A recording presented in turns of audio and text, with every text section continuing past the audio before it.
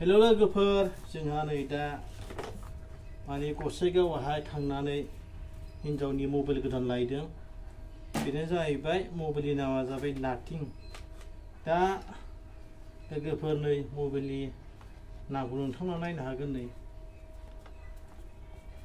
बे माथो नै मबाइलनि नामा बेनो लोगोफोर।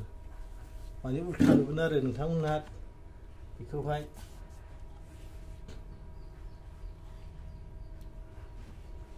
दा नायदो नै।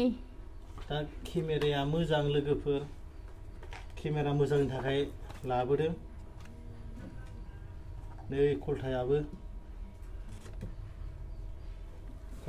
नै ओमफ्राय मडेला नै लोगोफोर, माने दस्रा मबाइला बिदि नाट थाया आरोना लोगोफोर। सायाव नै बेना गासिबो मोनफा मोनफा खुलिनानै बेखौ गोदान होजाजोबो आरोना लोगोफोर। नै बेना बोखावनाङा।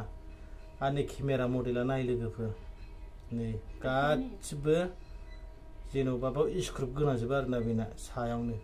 बेखौ खुलिनानै होजागोन आरोना। नै केमेरायाबो मोनथाम।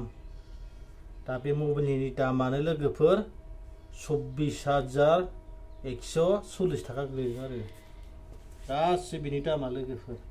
दा अनेक दाम गोसा गोसानि दं बियो। 80,000निबो दं, बिदिनो 85,000निबो दं। दा नोंथांमोना मिथिखागौ आरोना बे मबाइलखौ। दा जोङो बेसे दामनिखौ लाबोबाय आरोना, मात्र 24,140 थाखा आरोना। दा नै जों लाबोबाय आरोना। दा बिथाङा रिल्स बानायनो केमेरा मोजां नांगौ होननायलाय लाबाय आरोना। नै दासो नै हानजोबदों। थाइसेयाबो गैला, नै 0 दिनैनिफ्राय। दा बिथाङा सि दायै दायै खामायनानै बे फैसाखौ जमा आथायफिनाबा खुनु गैला। ओंखामाबो जों दिनैनिफ्राय बानलु बाथोन जानोसै आरोना 10 माससिम लोगोफोर। मोजां नै बेना टाइम खिथानायाबो। अब्ला लोगोफोर बिथांनि केमेराखौ उनावहाय नायलांबाय थादो माबादि मोजां नुयो।